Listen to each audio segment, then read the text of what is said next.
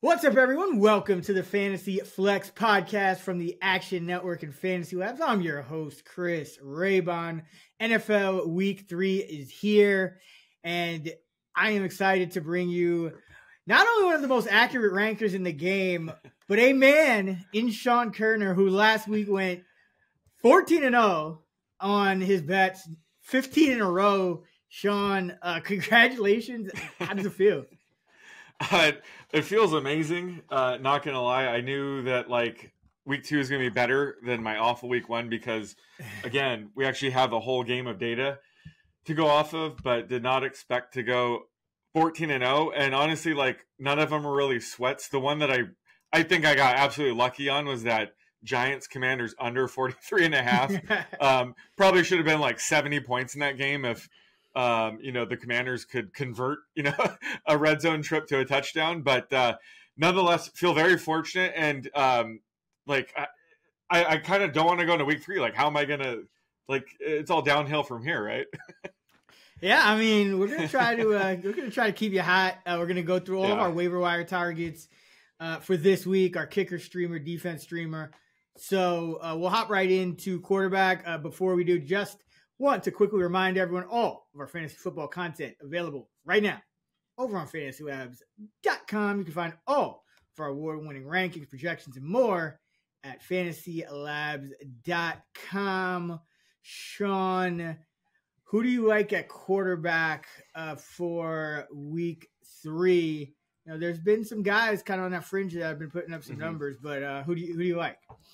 Yeah, I like Sam Darnold this week, and he's, of course, a guy I was hyping up all off season, specifically as a guy in, 2 quarterback super flex leagues. I thought, he could potentially have a 2022 Geno Smith or even 2023 Baker Mayfield season where, he's bouncing around team to team, seems like a bust, and then just has his career year in the best scheme and offense he's been in today. And sure enough, after 2 games, he's trending that way. The Vikes are now 2-0. He's thrown for 2 touchdown passes in both games. Also flashed some of his rushing upside last week.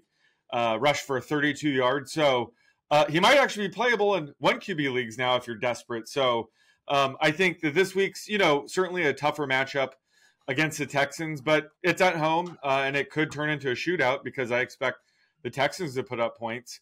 So it could be more pass-heavy game script.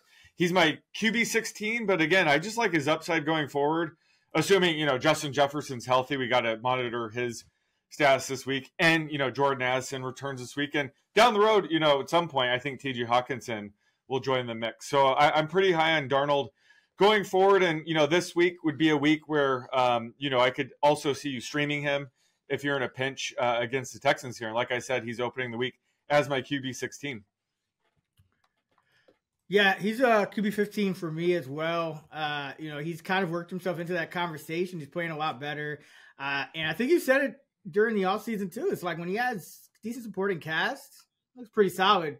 But did you see that Kevin O'Connell Sunday conversation? He was pretty funny. With Caleb Presley? Yeah. Yeah. So that's all I'm going to say, but people should check that one out. There's one that made me audibly laugh out loud. But for my quarterback, I'm going to a place that I don't think I've been on this show ever. Yeah. It's Derek Carr. I got to do it, man. Derek Carr is still floating around 90% of waivers in some leagues. I think it's about time to pick him up. He leads the NFL with 11.4 yards per attempt.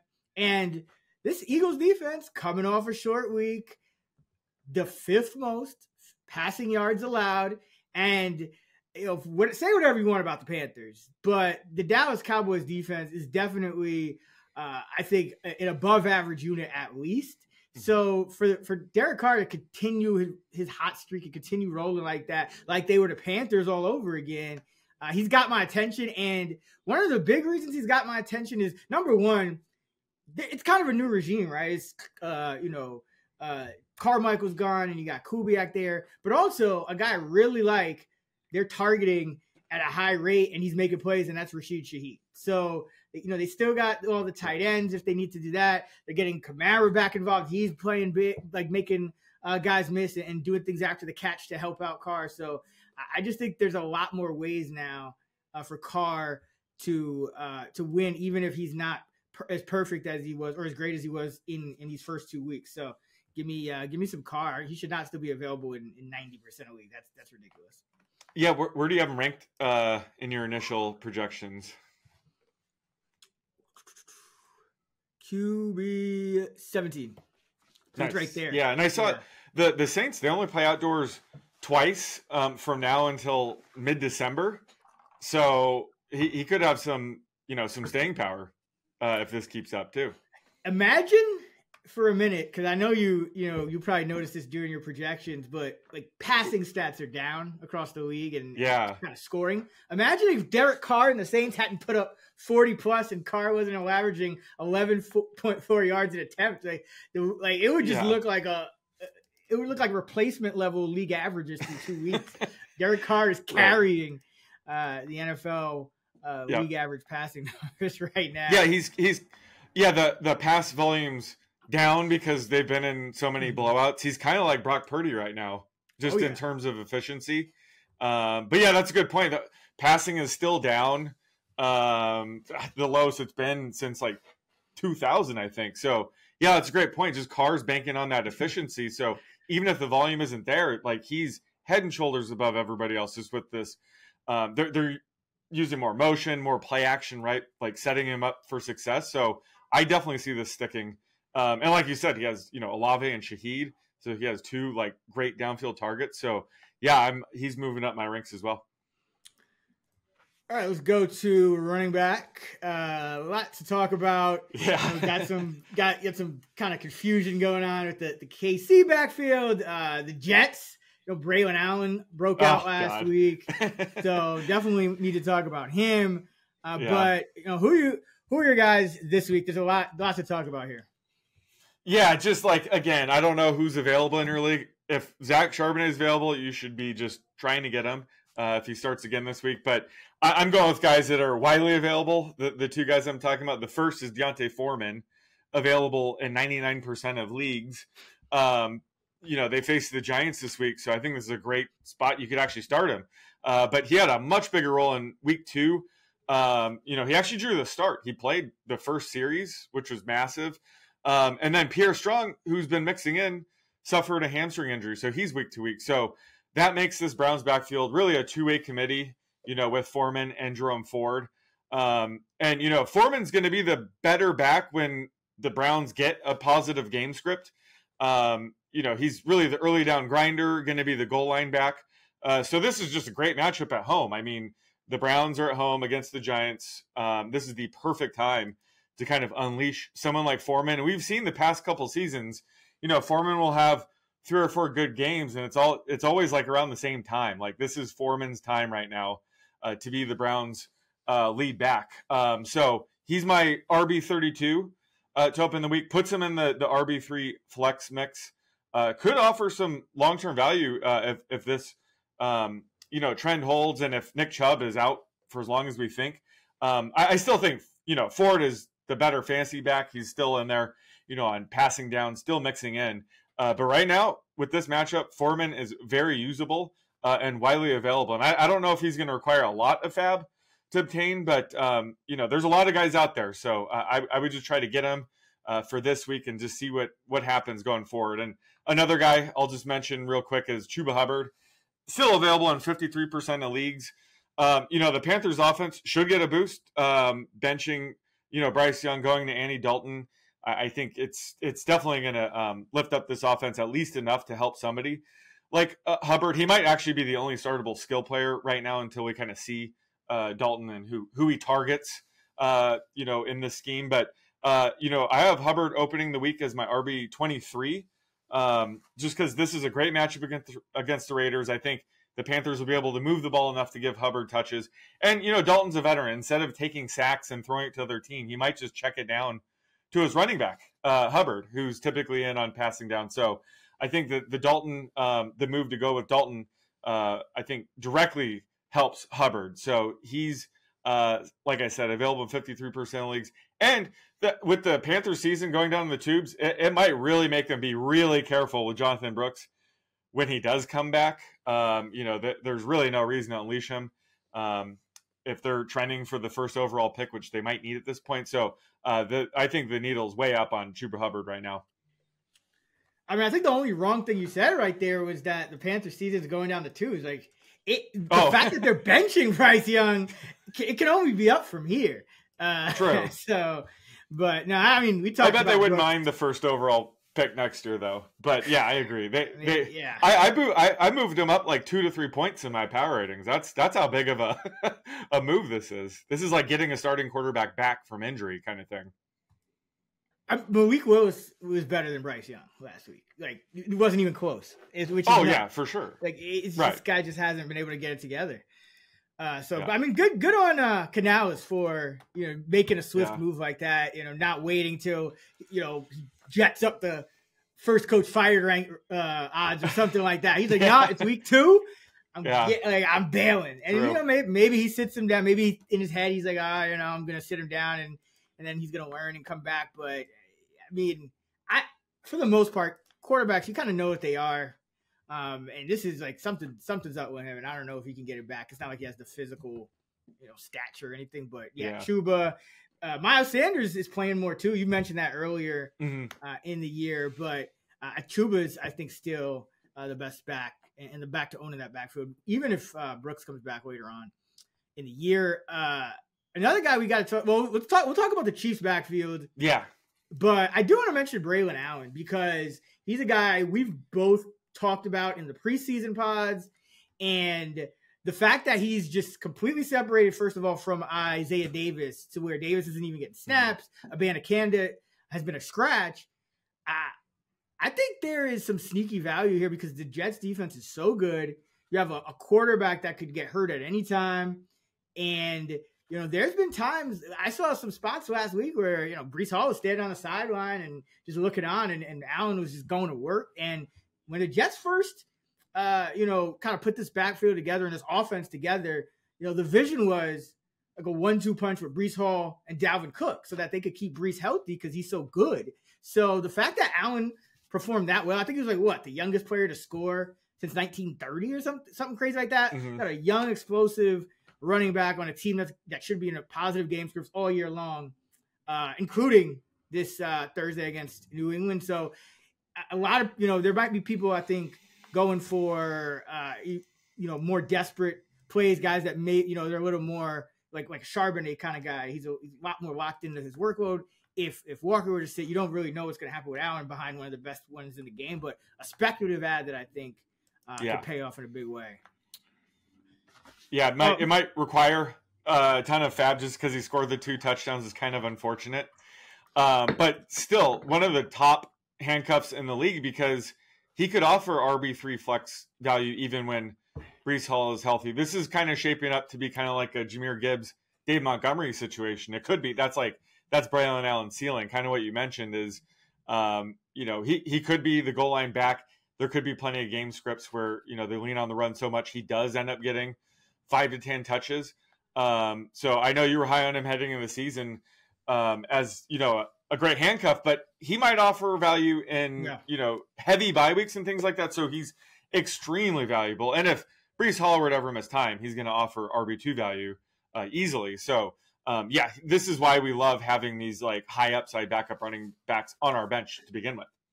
Yeah. And I'll just mention, so, we're seeing, this week, we'll have a bunch of pods on the channel. We'll break it down in even more detail. But, we're just trying to get the main guys here. Just a massive injury week. You're starting to see it. And what that does, it doesn't always send, us scrambling as fantasy managers. It sends these NFL coaches scrambling. And there might be a lot of things changing. So even a guy who started slow, like Blake Corum of the Rams, we saw him get some mop-up duty last week. Well, all their best receivers are out. This season is going – talk about a season going down the tubes. The Rams might be in trouble, so at some point you might see him start to get a lot of work. The fingers crossed.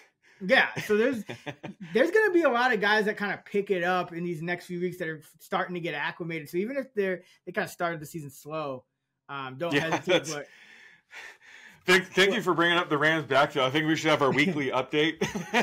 But after week 1, everyone's like, "Ha, all you Corum schmucks." Well, he was the leading rusher in week 2. Granted, it was 28 rushing yards, but that just goes to show just what a crapshoot. Not only the Rams running back situation, but some of these running back situations are. But I was thinking about that. Yeah, if the Rams season spirals out of control, I wouldn't be shocked if they just go to Corum. Why not? You're kind of in evaluation mode. So I noticed that as well, and that's something that we have to monitor as well. Isaac Guerrero, one injury away from being Jordan Mason, because like that's and Mason. Yep. What do they say? He hasn't had that many carries since high school or something. So I think the guys that are just quiet. Bag him now. Yeah. Get him cheap. I'm just going to rant here for a bit. I was getting pissed off. I saw like a couple Twitter threads on like, is Jordan Mason just good at football? It's like, it doesn't matter. This is literally the best running scheme we've seen in the last decade. Mm-hmm. And we were fortunate enough to see like the best running back in McCaffrey in it, which was amazing to see. But I mean, if Shanahan wanted Darrell Henderson Jr. to be, the lead back, he'd be a high-end RB2, right? Like, it almost doesn't matter who they put there. Mason has been phenomenal. But just the next man up, like you said, if it's Guerrero, he'd be an RB2 easily. So it's just, it's one of those things where it's just like, whoever Shanahan decides is going to be the lead back in his scheme, we're going to want in fantasy. So that's why it's a great point. Guerrero should be, one of the top bench stashers right now, because it doesn't sound like McCaffrey's going to be back anytime soon. So it's definitely important to be stashing someone like Guerrero as well.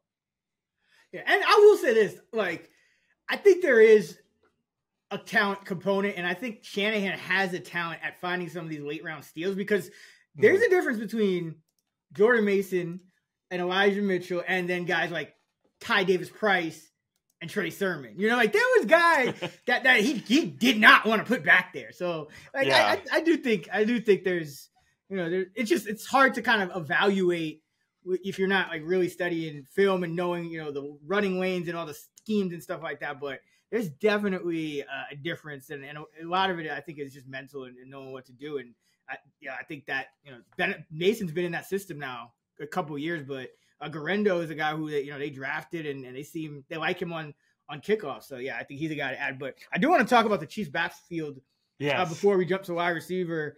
I guess I'll just put it this way. So Isaiah Pacheco, of course, is going to miss some time. Yeah. Carson Steele saw rushing attempts. Samaje Perine played in the passing game. And then I believe they brought in Kareem Hunt for a visit. I don't know if there's been a signing or anything like that yet, but what do you think? How do you think it's going to play out in this backfield? Yeah, it's kind of a mess. And I'm assuming like this week, Carson Steele will be the lead back.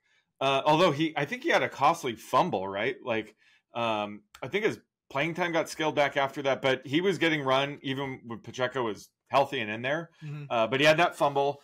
But I think he's going to be, the lead back to start. Perine's got to start mixing in a little bit more. He just joined the team heading into week 1, so they're clearly easing him in. But with Pacheco out, I wouldn't be shocked that Perine sees a huge jump in usage. They have like Keontae Ingram on the practice squad. Like you said, they brought in Kareem Hunt. So this could be a mess. And then Clyde Edwards-Helaire, I'm not sure what's up with him. I know he's been dealing with some PTSD issues and things like that. So when he's able to return after 4 weeks, I don't know if he's going to return and like what his role will be, but it's kind of a mess where I think that right now Carson Steele might have the most short-term value just looking 1 week ahead, whereas Perine might have more value 2 to 3 weeks down the road, and Kareem Hunt might have, more value than either back. I don't really know. How do you see this shaping up?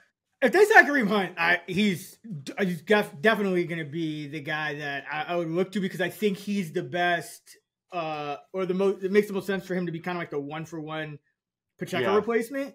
But if Hunt doesn't get signed and they bring somebody from the practice squad, I do like Steele, but I almost feel like Perine would be the smarter ad, because I think that like Perine can kind of give him some of that Jerick McKinnon And, I mean, what, they get like 8-10 touchdowns out of Jerick McKinnon a year when he was like in his 30s. So it wouldn't be surprising if Pirine was the most productive guy in that scenario, just because the Chiefs already pass over expectation at pretty much the highest rate in the league.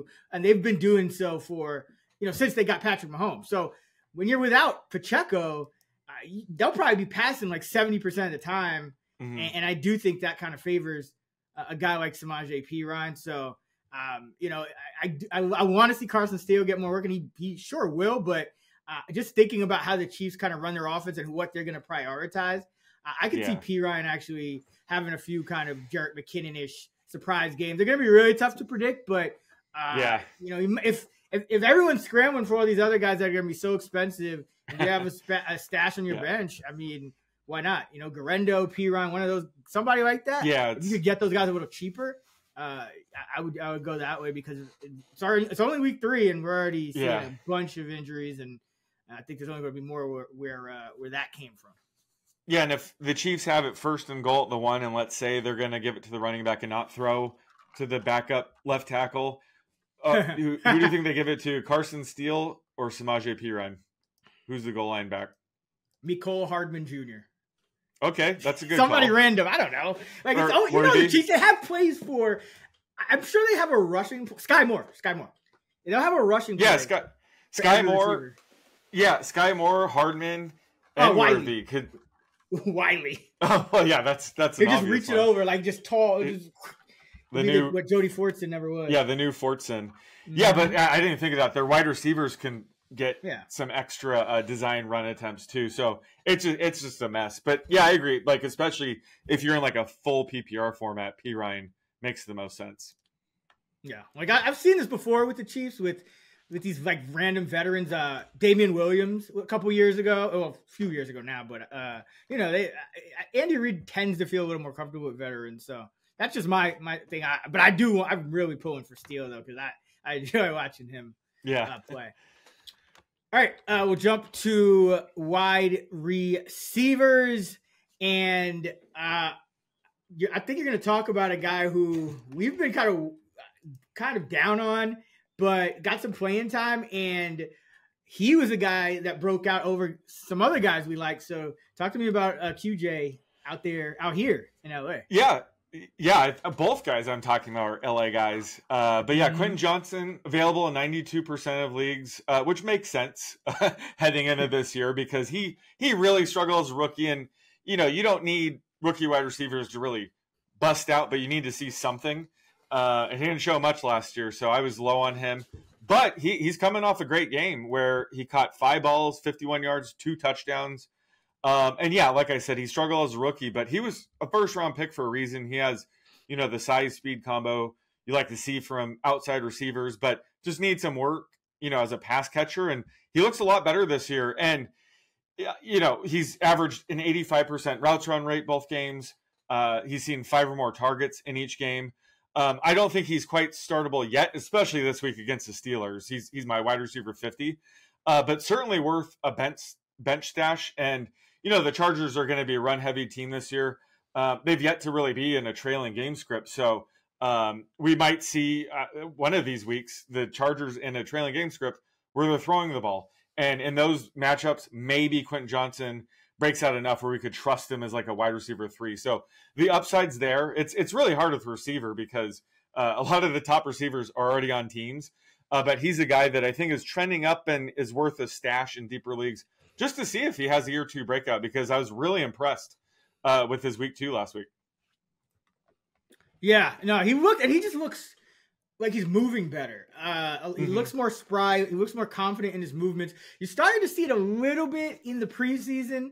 I mean, it wasn't great that he was playing like deep into the third quarter, and I think in one of those games, but DJ Chark is still on IR, and I think at first there was going to be kind of a platoon there, but at this point, I think Johnston is definitely worth a speculative ad, just because, like you said, he's got that high draft pedigree, and sometimes it just takes a year. We're so spoiled now because a lot of these rookies in this pass-heavy league tend to hit the ground running.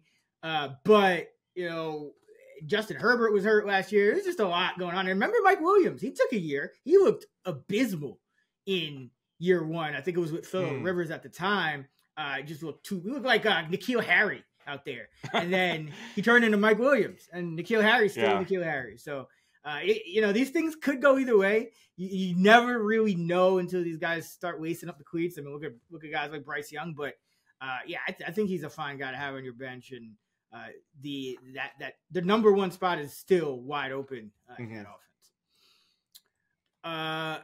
And then who you like DeMarcus still, right? On the we got to just talk injuries. Yeah, we got to talk about him again because he's still available in 58% of leagues. And if Puka Nacua missing a ton of time wasn't enough for you, Adam, now Cooper Kupp is going to miss a bunch of time. So Robinson could become Stafford's new number one target just by default. And that might make it easier for defenses to slow him down. He hasn't been, a great separator or drawn a ton of targets on other teams, but in this offense, he has looked a lot better. And he's just going to get volume. So we don't really care if it's, inefficient for Stafford to keep throwing him the ball, but he's going to see a ton of volume. This is why we kind of like them as like a late round flyer. There's a ton of upside in this offense. So he's my, wide receiver 33 to open the week. Might not be in most people's lineups, but he's certainly right there along the sit start fringe, which is all you could ask for when it comes to these receivers. A lot of these, receivers are coming off a big game and people blow their fab on them. And it's like, we don't see their usage, projecting out to be like a wide receiver 3. Robinson coming off a 2-catch, 50-yard game. I don't know if he's going to require a ton of fab, but certainly worth it. I think you're going to get a wide receiver 3 more weeks than not with him. I'm gonna make a bold call. I think, first of all, I do think you have to, like, a speculative add to, any, like, if you need receivers, any one of these Rams guys, I think it's going to be Whittington. I think it's going to be Jordan Whittington that ends up being the breakout because, we saw Tyler Johnson look good. We saw Robinson look good, but Whittington seems to have that, like, I don't know, watching him play, he just seems to have a little extra. Remember, he almost scored a rushing touchdown in his first ever game. It came off the board because of a pre-snap penalty. Last week, he got a couple targets for 22 yards. He can play inside, he can play outside. I think that he's the most likely 1-for-1, like, go into that super high volume cup Nacua role.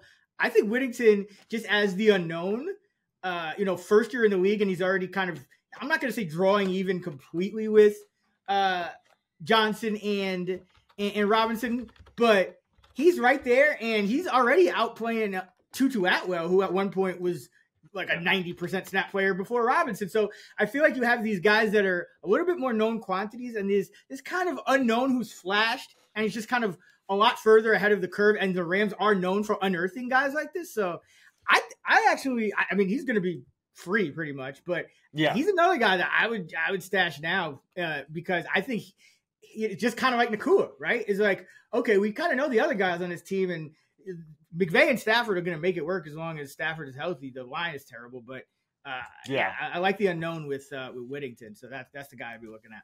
Yeah, I like that as well. I think the one way I'd put it is, like, if you need someone to play this week, it's DeMarcus Robinson. If you want like a high upside flyer, absolutely Whittington. I'm just like fiddling around with my mall right now.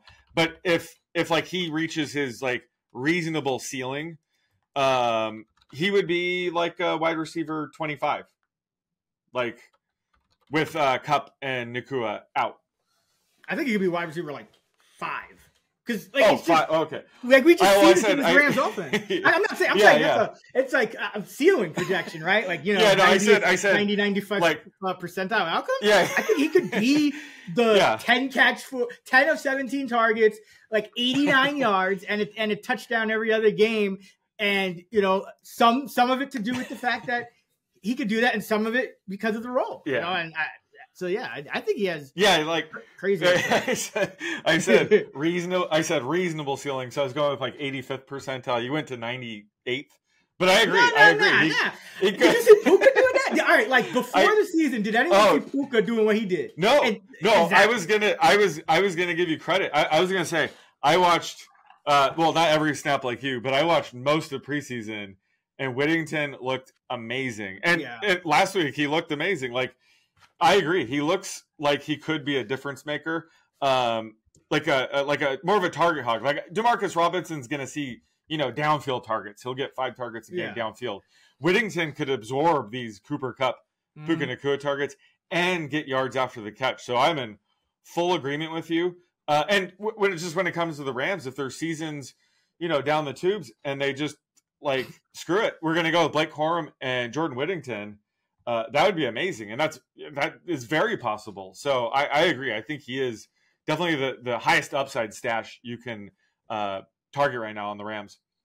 Yeah. And like get ahead of it. DFS, things, anytime touchdown, somewhere where you could just like completely off the map almost. Cause Robinson and Johnson are going to get the hype in it. Like it's like we're always chasing these guys, Parkinson, but in reality, Sean McVay, when he has these young, new toys, like remember when Tutu Atwell out of nowhere just started playing like 100% of the snap, Kyron Williams, same Akers, same like that. I know Sean McVay, you don't know exactly when he's going to do it, but you do have to be ready. So yeah, that's my take.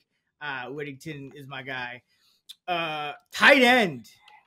Who is your top waiver ad at this? I mean, at this point, people are complaining about Travis Kelce, Sam Laporta. Where are these guys? Where are they? Who are we adding? Who are we adding? Well, I'd say Hunter Henry, but unfortunately, he's coming off a massive game, 8 catches, 109 yards. Ran a nice 85% route run rate. There was some hype around him in camp, potentially being the top target in this offense, and I didn't really believe it fully, but that came true this week. Brissett trusts him, and the wide receiver room is such a revolving door right now that just Hunter Henry is clearly the top target. He's yet to score a touchdown. Would imagine he's going to be one of Brissett's top red zone targets as well. When if and when they do get in the red zone. But, they have a tough matchup this week against the Jets, but, they have their tough corners. So, could funnel targets to Henry again this week. So Henry's my tight end 10, so he's obviously worth an ad, but I wouldn't blow too much fab on him because he's still going to be in that, tight end 1-2 fringe where, I don't know if you can trust him every week or going forward. He's not sticking out like, Trey McBride or Jake Ferguson did last year, where it's like, you just got to add these guys, do whatever you can, add them. They're tight end ones the rest of the way. Henry looks like, he's at least in the discussion right now. But again, I would be careful. Don't spend too much, but if you need a tight end and you can grab him cheap, go for it. But right now, he's in my top 10. He's my tight end 10 to start the week. And like you said, just the tight end situation is kind of a disaster. We could see some more guys pop up later on. So as of now, Henry's my top ad, but again, I wouldn't blow too much fab or like a number 1 waiver to get him. Yeah, I do think there is some upside here. Remember, there's a point in his career where he was a top 8-ish guy, and then he kind of fell out of favor in LA, and the Patriots just never really had the quarterback for him to get it done. But I do think that we saw the upside, and not too many tight ends are going, 8 for 109 or whatever. Right. Whatever it is. 12 targets. Not even Kelce can't even do that. Yeah. Tell me about it. I would just be worried. Just one other quick thing. I'd just be worried that like if he's going with Brissett and then they kind of switch to Drake May, who knows if Drake May's top target's going to be Hunter Henry. It would just throw some uncertainty into it. But as of now, it looks like Brissett is like, feeding Hunter Henry. Yeah. I think it's like Jalen Polk is another guy, wide receiver, but I think there's a pretty good chance that, like a young quarterback would rely on the tight end. But speaking of, let's go to the young quarterbacks relying on the tight end. Zach Ertz was a tight end 8 last week. Finally got there. And that's kind of like, it's if you're going to, you don't want to spend a lot of money you don't want to spend money at tight end because we see the injuries at running back. Even wide receivers are dropping like flies, like stud wide receivers. I mean, I don't think I've ever seen anything like it. AJ Brown and Deebo Samuel, Cooper Kupp, Puka Nacua, just in a wave. So you want a guy that's cheap here, and Hunter Henry's probably going to be even like people are going to chase that. So give me some Zach Ertz.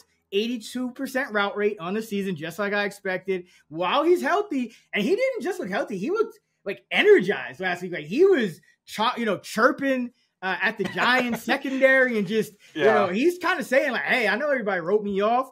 And we got this rookie quarterback, and Terry McLaurin is supposed to be our top target, but I'm still that dude. And I like the way he looks out there. I don't know how long it will last, but I remember even last year, I think he had, 3-4 games where he caught 5-6 balls or more. So this guy, he could be a volume hog. And it seems like Jaden Daniels is going to take some time to be able to, spray the ball to all areas of the field. But I think Cliff is actually doing a decent job scheming for Daniels. And I think Zach Ertz is going to be a big part of it, because remember, Zach Ertz was a big part of it in Arizona, and he felt the need to bring him over here. And Daniels has been pretty accurate and hasn't been making too many mistakes. So, I think Ertz could average, 4.5 catches on the season. We probably won't get a ton of touchdowns or anything explosive, but like in a week like this, Ertz, what did he do? 4 for 62 last week, and he's the tight end 8. So that's the kind of year it is at tight end. Yeah, and someone in the Discord was asking me, like, why the hell do you have Zach Ertz ranked ahead of Taysom Hill? What's going on there? And I was like, Taysom Hill is the exception. He's on his own distribution. I was like, if you need 5 or more points, Ertz is more likely to give that to you. If you need like 15 or more, that would be a Taysom play. But just given how volatile and unreliable the tight end position is, I agree. I think Ertz is a great ad because he's probably going to give you, a handful of points every week. And that's kind of better than most right now. So I was kind of surprised, to be honest, that he's running so many routes. What did I say? In it. I know, I'm saying. What did I say? You called it. I am shocked. I know Cliff, man. He's a very predictable guy.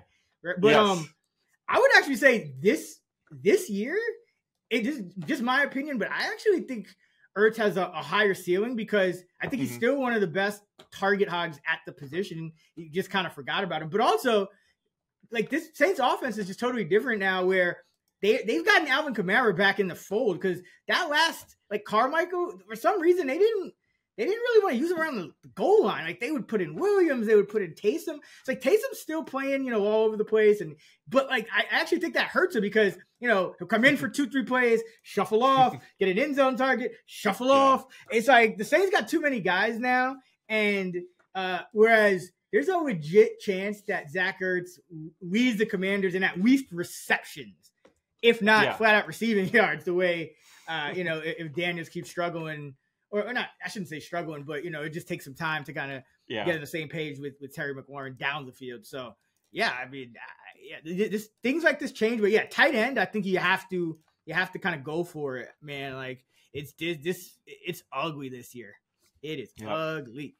All right, let's close it out with our defense and kicker. Who do you like a defense for this week?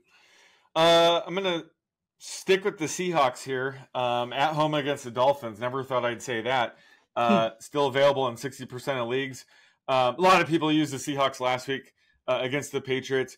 Didn't have a great week. They put up 6 points in most formats, which was the median defensive score last week. Like I said, you're not always going to get a top 5 week out of your streamers, even top 10. But, kind of a disappointing week. But I think they bounce back here against, Skylar Thompson, who's expected to draw the start. He threw 5 interceptions when he replaced Tua back in 2022. And, this Seahawks defense should only get better under Mike McDonald. So love them here. And Teron Armstead's questionable with the shoulder injury. That would be massive if he's also out, protecting Skylar's blind side. So that's something to monitor as well. But either way, I have the Seahawks opening the week as my number 4 defense, and I'm sticking with them as my streamer defense. The Patriots have been weird, man. It's like they seem like the team you want to target. They've been playing above expectations. They've been very competitive, and they had a chance to go to 2-0. So I'm not going to target the Patriots. I'm actually going to grab what I think is a high quality defense, and that people might not think of as such. And that's the Chicago Bears. They're on a short week, so I don't think they're still available in 64% of leagues, and that'll probably kind of stay the way it is. But if you were watching Red Zone last week, there's a reason you didn't see the Colts-Packers game. And it wasn't Malik Willis. Anthony Richardson is having some growing pains, and I think he's a good quarterback to target because he's so talented, so explosive, but he's always an injury risk, and he just kind of makes some, he just still kind of feeling himself out. He'll miss some throws. Some balls will go you're not supposed to. I think he's always a threat to fumble, and he leads the NFL currently with a 8% turnover-worthy play rate, according to PFF. So, that's what you're really looking for. And I do also like the fact that the Colts, despite this young rookie quarterback who's still finding his way, they go really fast in pace, and they're not afraid to throw the ball and call these designed pass plays and not just spam it with Richardson all day. So like they're trying to have him trial by fire, and I think that's maybe one of the reasons that we haven't had as much success going against the Patriots, is because they've been very run heavy. Whereas like if the Colts are run heavy, Richardson's still getting a lot of those carries, and I'll take my chances with that. So I'm gonna go with the Bears. I think the Bears are a very good defense. The fact that the Texans, it was a struggle for Houston at times last week. So I think the Bears have showed really well on that side of the ball, and with Caleb Williams playing the way he is, I think that they're gonna have to lean on their D. So like them, kicker, we got. This is one of my favorite developments of our pods this year, is we get to talk about kickers every week. This is my favorite segment. I'm gonna go with Blake Groupie of the Saints, available in 94% of leagues right now. They're at home against the Eagles. The Saints offense, you mentioned it, have looked phenomenal so far this year under Clint Kubiak. They have the second highest team total to start week 2. They're at home in the Dome against the Eagles here. Groupie's been solid this year. He's made all 5 of his field goals, including 2 50-plus yarders. And like I mentioned, he could be a long-term play because not only is the Saints offense good, they only play outdoors twice from now until December 8th. So that's going to be key when it just comes to projecting kickers. They're probably going to have a high team total every week if this holds. And then he's going to have, solid conditions in a dome most of the time. So love Groupie as a streamer this week and a potential, long-term play at kicker. Yeah, that Saints offense, I think you got to invest now. This game against the Eagles, it should be, if it's like the Eagles aren't a prohibitive defense, I still think they're kind of getting some things together. So I like him as well. I'm gonna go with the same. I'm gonna go with your Seahawks, but I'm gonna take Myers at kicker. I think he's the guy to pick up on the wire here because Seattle, we've kind of seen it. They can be up and down in the red zone, especially when they're not getting explosive plays from DK Metcalf.